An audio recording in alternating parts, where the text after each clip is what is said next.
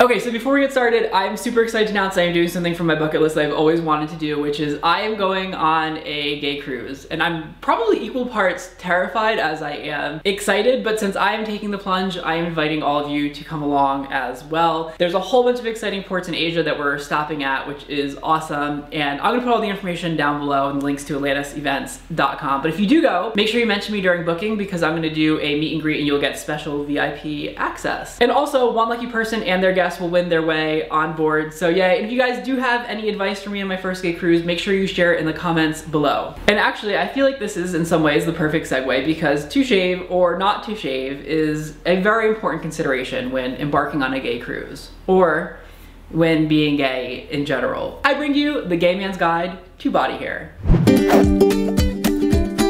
Okay, so whenever I'm at a gathering that involves shirtless gay men, I feel almost like it's a National Geographic special. It's all like, I'm all Jane Goodall with the apes and that shit. Because the body hair rituals of gay men are so diverse, but yet also so like incredibly obsessive. So there's guys with like a shaved face and a shaved body, or a shaved face and a hairy body, or a hairy face and a shaved body, or a hairy face and hairy body. So I fall into probably the freakish category of gay men that just don't get body hair because maybe I haven't hit puberty, except that all the hair follicles in my body are focused into these like 5 points. So I will just get these like 10-foot long hairs that just like one will come out of my chin and it'll be this long and the other one, and they grow like a foot a day, and it's just so incredibly sexy. It's so sexy. So I would say like 10 years ago, the trend was for really smooth bodies. So guys would like wax, and which I'm about to do in a minute, and they would shave and pluck and do laser or whatever they could so that they could achieve that like impossible look. But now I would say that the pendulum, thanks to San Francisco and the hipsters, has swung into the opposite direction,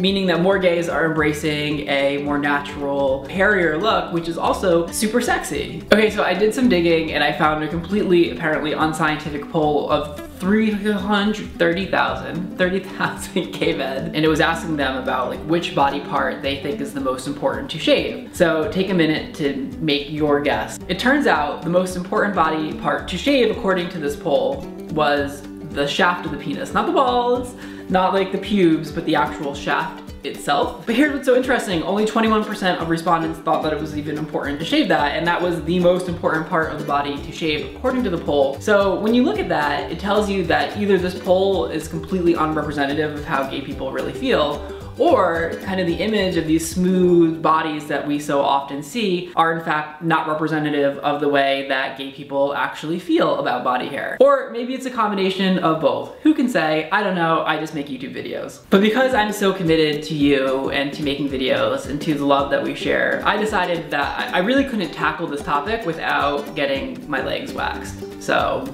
take a look. Wait, do you go in a certain direction? Do you know what you're doing? The direction of your hair, yes. Am I gonna bleed? David. 1, 2, 3. I feel like I'm bleeding. Did it rip my skin? Did it rip my skin? Oh,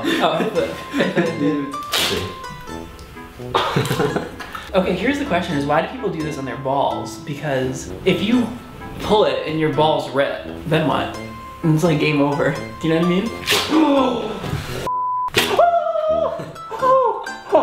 The thing about getting your legs waxed is that, I mean, I have never pushed a child out of my vagina, but I feel like waxing your legs must be at least that bad. Also, that it's not just one strip. I had 4 strips removed. That is like having quadruplets, quadriceps, the quadratic equation, 4 kids. I had 4 kids. Anyway, sometimes I wonder if gay men shave because they want to, or they shave because they feel like they're supposed to. Okay, so I want you to close your eyes for a second. Go ahead, close them, and I won't scare you. I want you to imagine a world in which gay men were not so obsessive about their body hair. What would we do with all that free time?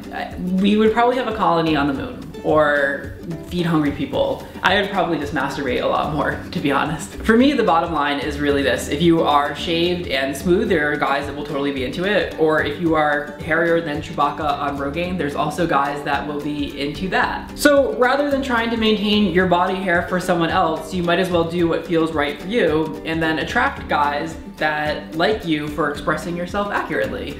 All of which sounds, by the way, a million times better than getting your legs waxed. But really, I wanna know what you guys think. I wanna know if you think that body hair is hot or if you think it's better to be shaved. Let me know in the comments below. I love you guys. I will talk to you again soon. Peace out. So I want to be a Nick Jonas fan, I really do, but looking at his crotch grabbing pictures only gives me a semi-erection instead of like a full-blown erection, and here is why.